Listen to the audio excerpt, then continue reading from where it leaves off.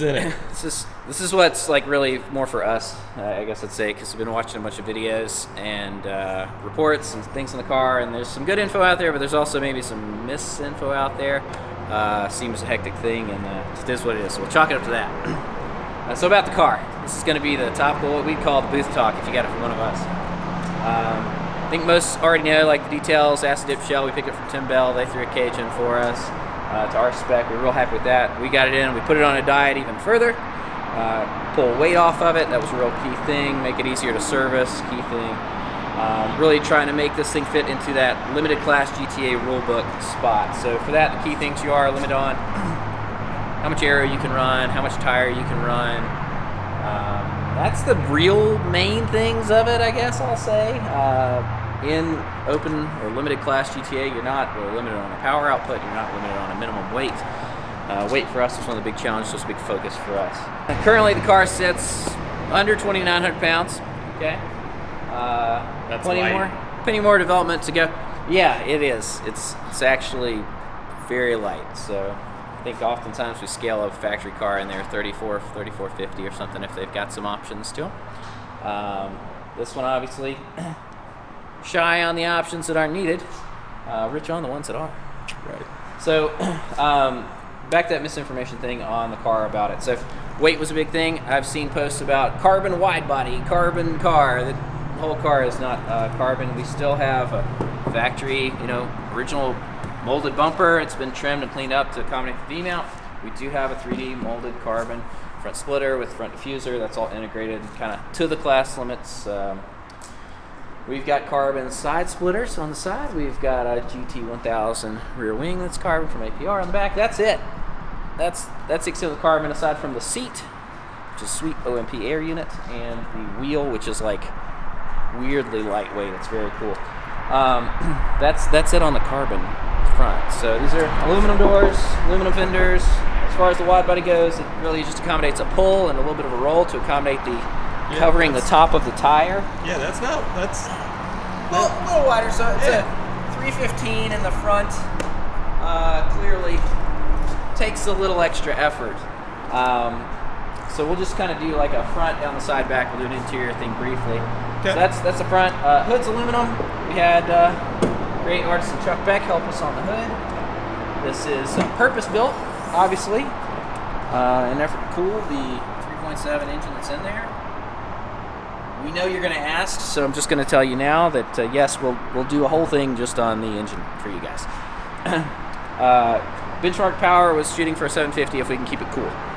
Okay, if we can keep it cool at 1,000, we'll do that too.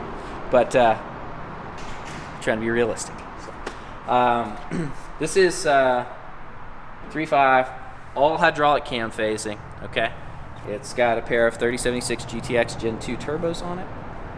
It's got HKS intercoolers on it. Nismo radiator's been dual passed. You said 3.5. It's just 3.5 heads. It's a 3.7 liter displacement now.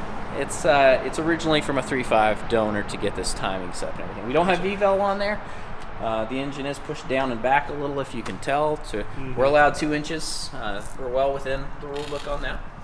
You may also notice some of that trimming and ease I mentioned about making the car easier to work on. So false firewalls have been removed and kind of keep us trackside. It's an important piece to it for us. The reality is you're pushing things to the track. You may find the limit. You may have to work on it from time to time. Right. Hence that approach. So and it looks it's basic, it's clean, it's simple. Oh yeah, they did a great job on that. So it's got CJM manifolds, but everything else, completely in-house custom. So they did a beautiful job. So down the sides, love the graphic work. Factory aluminum doors, they've been cleaned up, trimmed a bit. Yeah, that's light. Cage, like I said, to our spec. It's got a factory dash in it. It's been shaved, flocked. The hood for the cluster, the insert that keeps all the controls kind of driver-centric. It's all 3D printed in-house. So like actually quite a few pieces on the car that are 3D printed. Probably make a whole thing on that. But that is a nice workspace interior as far as all business. So sequential trans, tilt and hydraulics, all OMP on the gear for in and out. It's I wish you guys could feel this thing because it's amazing. Onto the back. Like I said, the car's been trimmed quite a bit. It features GT 1000 wing, which is amazing. It's got yeah, it's a big wing. Yeah, it's got a one-off spec diffuser for us here. We don't really intend to bring these things to the masses. I'm sure we're gonna get questions about it, but as they develop out further, maybe we'll work on cost-effective means to bring them to you. So it's got Nismo differential cooler. It's kind of a rare kit to see in the US on the right. Yeah. We've got a custom integrated rather than being in the rear of the wheel well, how they provide, which is extremely nice. And then a transmission cooler as well. All that's run off 2 Tilton pumps in the rear here, and all that's controlled by our ECU Masters PMU. So everything really strictly on weight, trying to maintain.